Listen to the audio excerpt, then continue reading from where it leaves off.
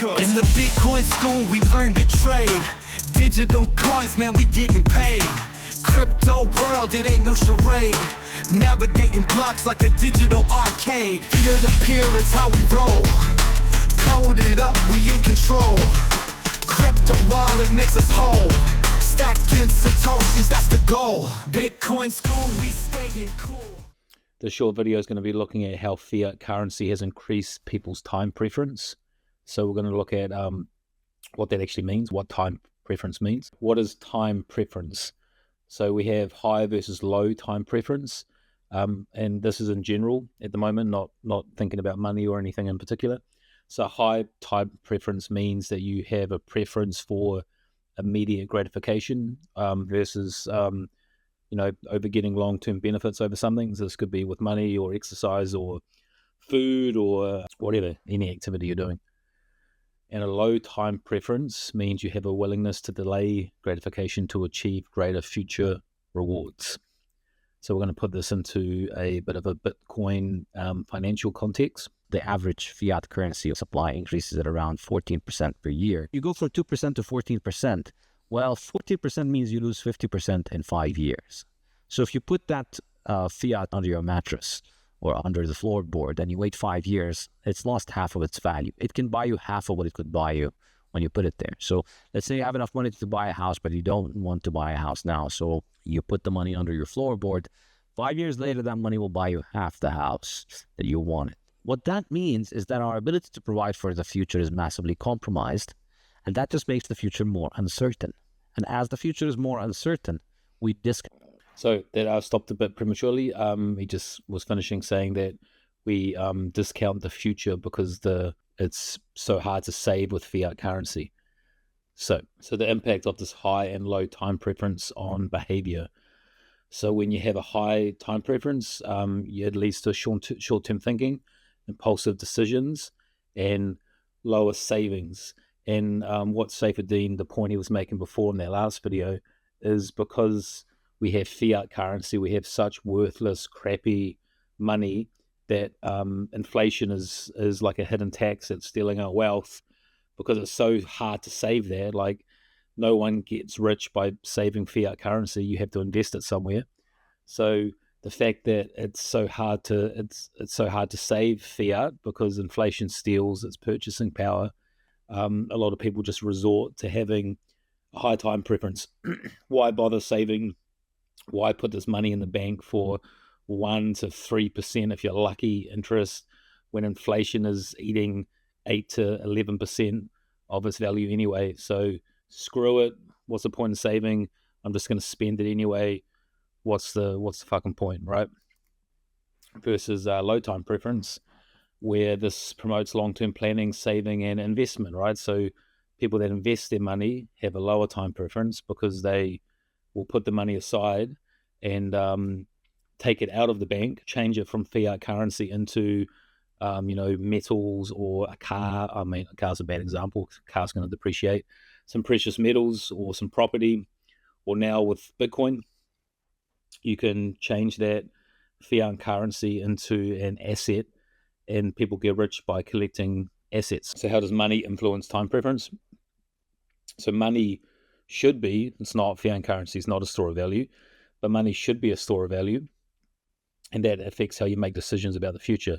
So because fiat money is so horrible at storing value, like I said before, people just resort automatically, they default to a high time preference of going, fuck it, this is worthless paper, inflation's just eating my lunch here, just going to spend it. Whereas if you, like I said before, if you have a sound money, a hard money, like gold has been for a long time, for the last 5,000 years, as far as we can tell, or now Bitcoin, it encouraged low time preference because it goes up in value. So you don't want to spend it. You want to keep it, and you want it because the longer you hold these things, the more it goes up. Whereas it's the opposite with the money in your bank account. The longer you hold it, the more it goes down in value. So, like I've been saying, all fiat money loses value over time. It's just the Argentinian peso it's just losing its value faster than the euro or the US dollar, but they're all losing value. So inflation erodes purchasing power, incentivizing spending, like I've been saying. People that say fiat currency, just default to a high time preference kind of mindset. So people could feel compelled to consume now rather than lose value in the future. If you've ever spoken to an Argentinian, they'll tell you as soon as they get paid, they're transferring their Argentinian peso into the US dollar, or they're buying gold, or they're buying rice, or they're buying coffee, or they're just buying. The more they can buy at that very moment, the better, because the longer they hold it, the less they're going to get. So wealth inequality and erosion of the middle class. So fiat money, it disproportionately benefits those who are closest to the money creation. This is what's known as the Cantillon effect. So the banks and the wealthy elite that are closest to the money creation, and they get the lowest interest rates, sometimes damn near zero, they can benefit from that. But us normal folk, we don't get access to super low interest rates. We have to pay relatively high interest rates, and this fosters resentment in society.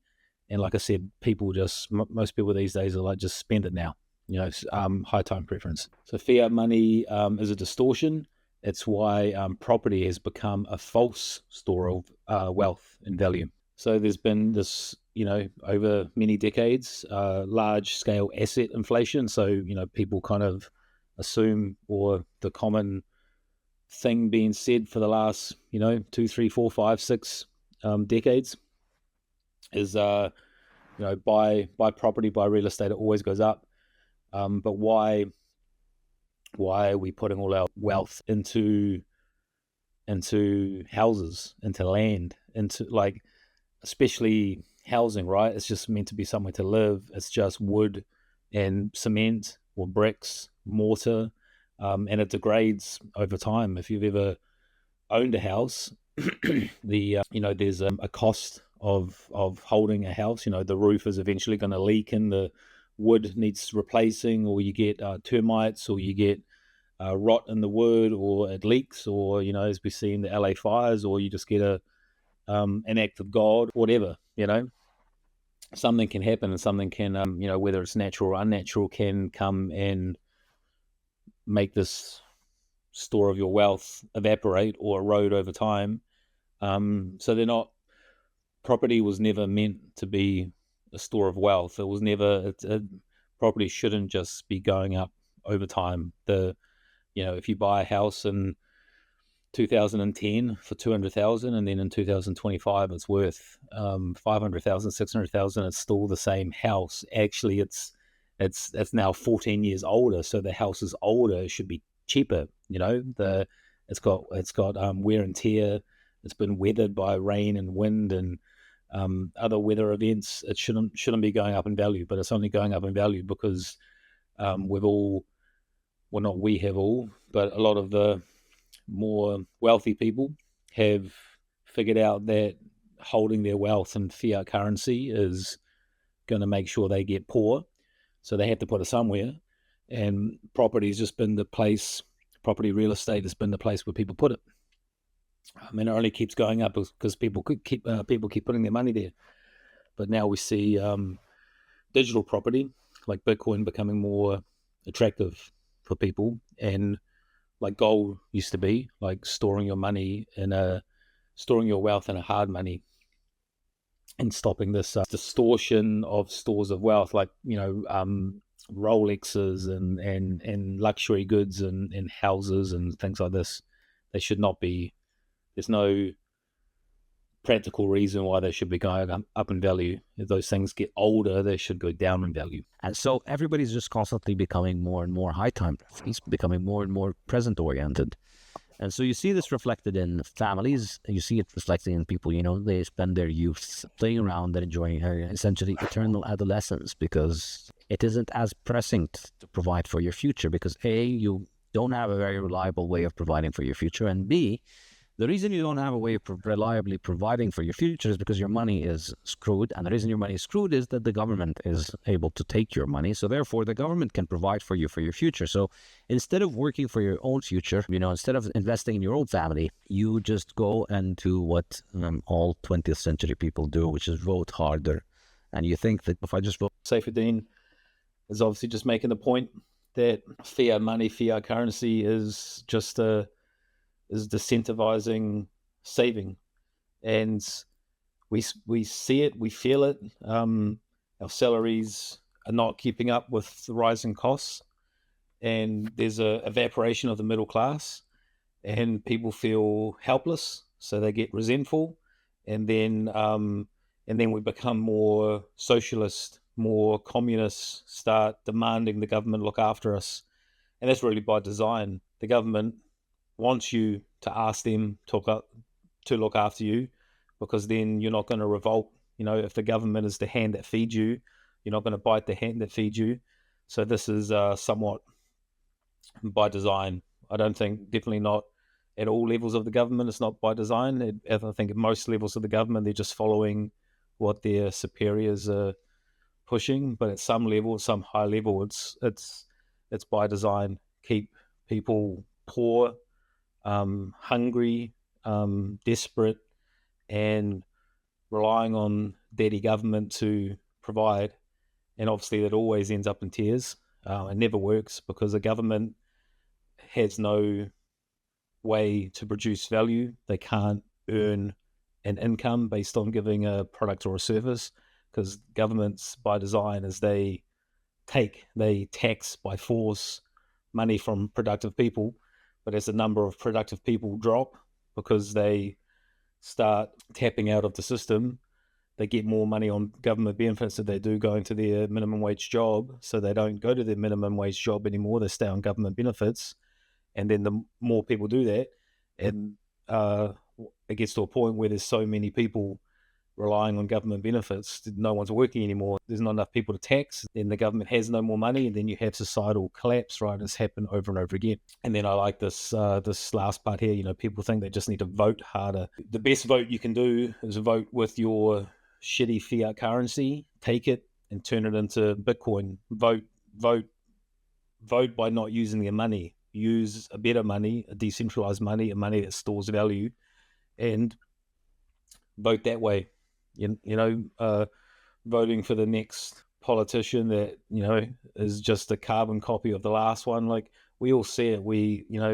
Governments have been, maybe with the exception of Trump seems to at least be bucking the trend of politicians kind of just making sure they do the same old thing. But in general, political parties change, and we just don't see any difference, right? So screw voting. Voting's not going to save us.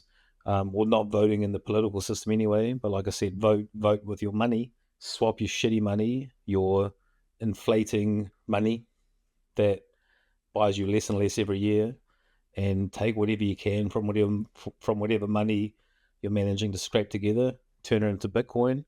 And if we all do that, we have eroded savings, right? So fiat inflation pushes people to prioritize spending and speculation, gambling over saving, amplifying.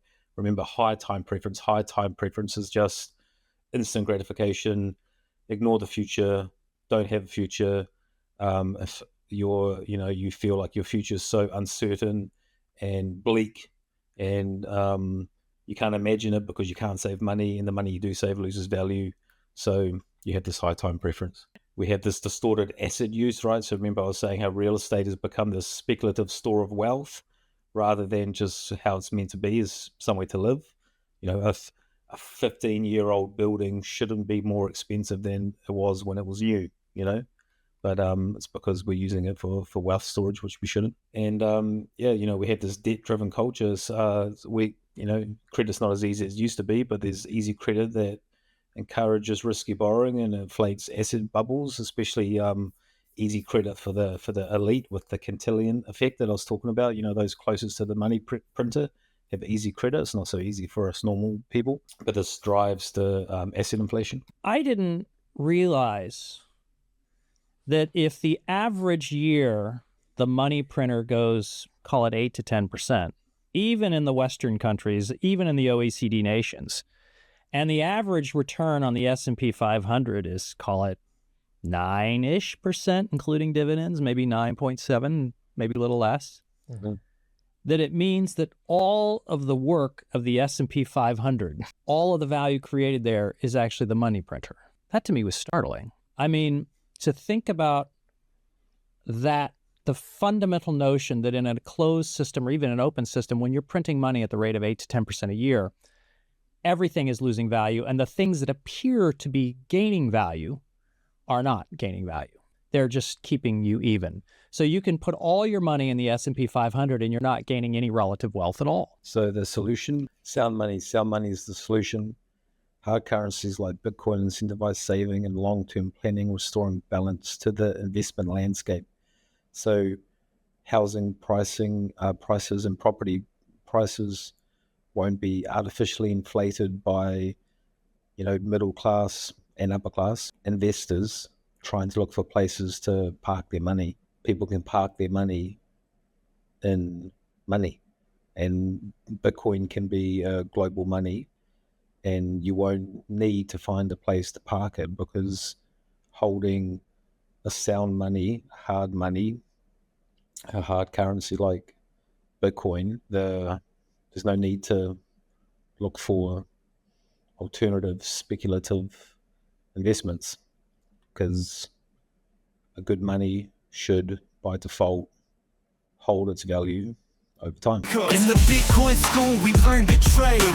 Digital coins, man, we getting paid. Crypto world, it ain't no charade. Navigating blocks like a digital arcade. Peer-to-peer is how we roll. Code it up, we in control. Crypto wallet makes us whole. Stacked in Satoshis, that's the goal. Bitcoin school, we staying cool.